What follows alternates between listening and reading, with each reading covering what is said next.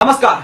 इन भाजपा के कार्यकर्ताओं को दूसरों को देशद्रोही और दूसरों को आतंकवादी बताने में बहुत अव्वल है और अवार्ड हासिल है इनको। दूसरों को आतंकवादी बताते हैं, लेकिन जब इनकी खुद की पोल खुलती है तो ये चुप्पी साध लेते हैं। मैं आपको बताऊं, जब इनकी खुद की पोल खुलती है तो बिल्कुल चुप हो जाते हैं, साइलेंट मोड पे चले जाते हैं। आज मैं आपको भाजपा की पूरी तरीके से पोल खोलूंगा कि किस तरीके से ये लोग आतंकवाद के लिए काम कर रहे हैं, देश में बम बनाते हैं, लोगों को मारने का काम कर रहे हैं, लोगों को तोड़ने का काम कर रही है भाजपा, यानी कि भारतीय जनता पार्टी।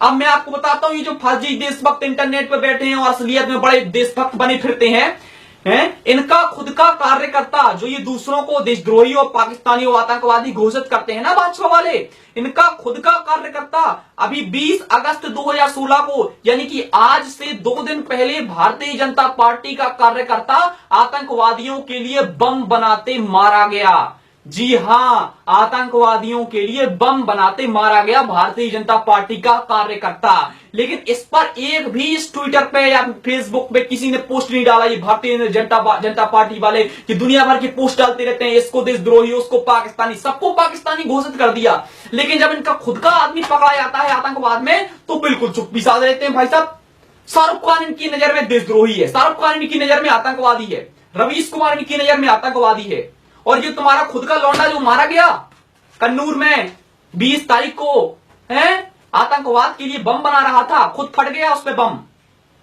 और जब मैंने ये बात डाली अपनी फेसबुक में तो ये भारतीय जनता पार्टी वालों के रिएक्शन आने शुरू हो गए। बोले मिश्रा जी, ये एक खबर थोड़ी है, बोले एक आदमी के बम बनाने से क्या दिक्कत होती है, एक आदमी के बम बनाने से क्या प्रॉब्लम हो जाती है, बना लेने दो, मर जाने दो, कोई प्रॉब्लम नहीं। इनके जवाब सुनो आप जरा। बोले एक आदमी के बनाने से क्या प्रॉब्लम होती है, एक आदमी के बम बनाने से। जरा आपको हिस्ट्री बताता हूं मैं आज एक आदमी के, ये पूरी भाजपा यानी इनकी हिस्ट्री खोलता हुआ आज मैं, बहुत इनको होशियारी चढ़ी है ना, मैं आज बहुत देशभक्त और देशद्रोही बनाने का शौक चढ़ा है। जरा आप इनकी हिस्ट्री देख लो। 20 अगस्त 2016 को भारतीय जनता पार्टी का कार्यकर्ता आतंकवादियों के लिए बम बनाते मारा गया, पॉइंट नंबर 1। पॉइंट नंबर 2, 24 अगस्त 2008 को कानपुर में पीयूष और भूपेंद्र सिंह नाम के 2 भारतीय जनता पार्टी के कार्यकर्ता आतंकवादियों के लिए बम बनाते मारे गए। इसके साथ साथ जब पुलिस ने उनके घर में तहकीकात करी तो 11 बम, जिंदा बम, और इसके साथ साथ 9 टाइम बम मिले हैं। ये भारतीय जनता पार्टी वाले हैं, सुनना यार।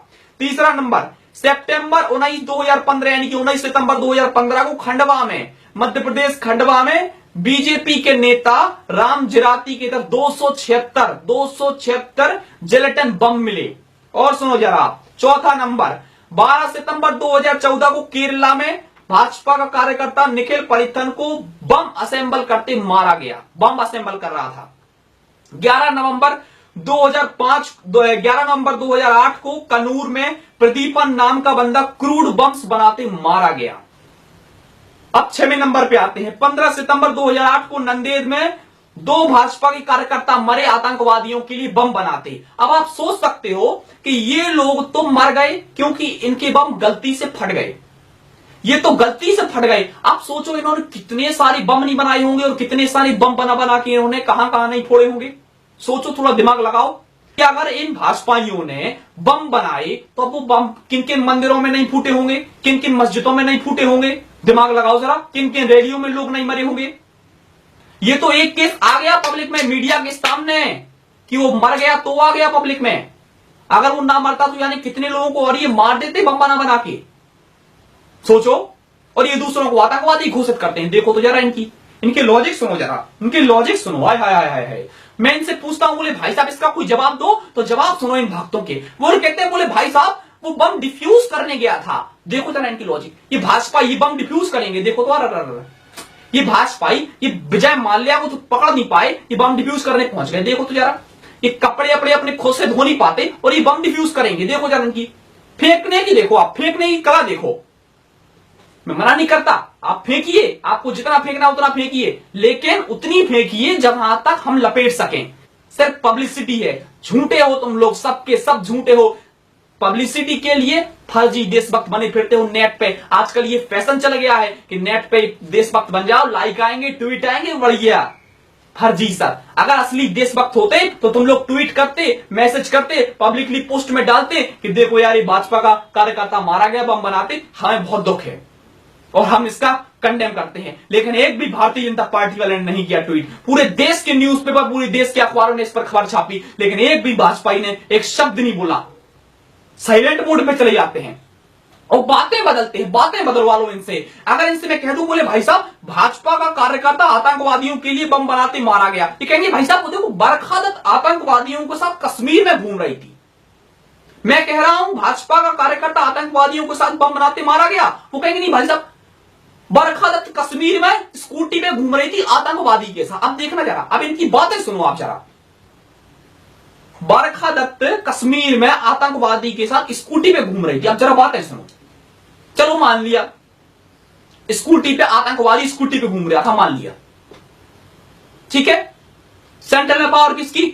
आपकी। आर्मी कंट्रोल किसके पास है? आपके पास। पुलिस कंट्रोल किसके पास है? आपके पास। सीबीआई कंट्रोल किसके पास है? आपके पास। सीआईडी कंट्रोल किसके पास है? आपके पास। और फिर भी अगर आपके होते हुए कोई आतंकवादी स्कूटी पे घूम रहा है और ये भाजपाई उसकी फोटो लेते हैं, अब जरा इनकी लॉजिक तो देखो।